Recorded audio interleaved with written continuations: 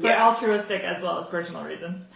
Yeah, it's tricky. And I honestly was like, if I'm going to do a job that pays like $15 an hour, which was the prospect of a lot of these things out here, I should like go work with underprivileged kids and like do something that's like as good as possible for a human every day. Right. And so for me, that was like kind of the thing. So I went and worked for a venture capital fund, which is hilarious because it's just so far to the extreme. But I ran communications for this VC fund. And the cool thing about them is they also had a design studio. So really looking at marketing and branding. And so I like the opportunity to impact startups at like usually the moment of their very first website or their like website 2.0 kind of deal. It's writing the copy for that, helping them set their strategy for marketing and figure out how that came to life through design and words. So it was really rewarding. Like it's really humbling to work with people that are just like throwing it all in there for their startup and I'm tying this in to job portraits, but it's pretty cool to be there in those moments and those kind of like defining moments, and then to see it come to life pretty quickly because they move a lot more quickly than FedEx or any of those bigger companies that I've worked with. So why JP? Like, you were at the venture firm, and then how did you meet and decide to join JP? So I can't tell you, well, I can tell you, but I'm not publicly, but actually one of my clients at the VC introduced me to Mickey. Okay.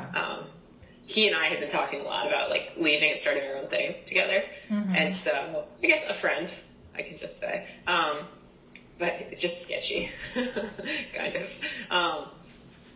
And he introduced me to Mickey, and he was like, oh my gosh, you guys, without even knowing the Northwestern connection, was sort of like, you guys I feel like you're thinking about things in a similar way, where you're like feeling really energized by talking to these founders and these like startup people, but you're wanting to do meaningful writing and meaningful work.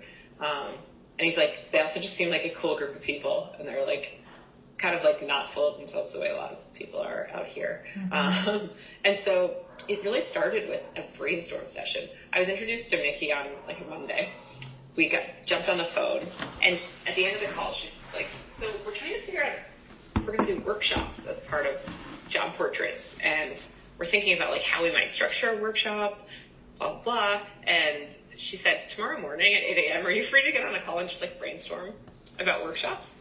So I pictured that I would join a call and I would say a few things and I would listen. And I think it was more like I had come in as someone who'd done workshops and they were asking me questions.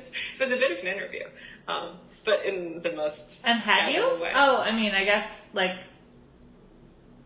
what was your background with workshops?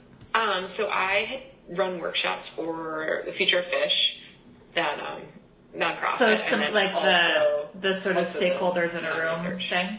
Exactly. Gotcha. Okay. Yeah, we did like full day workshops to try to get everyone to communicate like different exercises to pull out different insights, whatever, all of that. And then in design research as well. Right. That was pretty like workshop oriented. So anytime we met with a client, it was pretty much like at least a half day workshop of getting them to, share their experience with the product or better understand their user base, etc. But yeah, and then at West, just most recently, we did workshops a ton too. So, but I don't consider myself an expert. I've just done them in various forms. So I got on the phone and it turned out that I was just talking for an hour straight at 8 a.m. I remember I was trying to like eat my toast on the side. I didn't really know anyone. But the takeaway though was that it was actually really fun. We just got along and I think enjoyed the back and forth.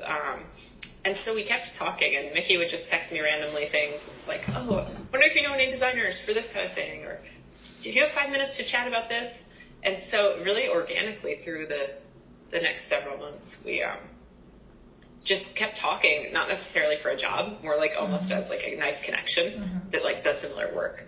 And so and I need to really think about this because I have like an evil ex-employer, but we'll think about that later. Obviously won't. Well, don't have to say that.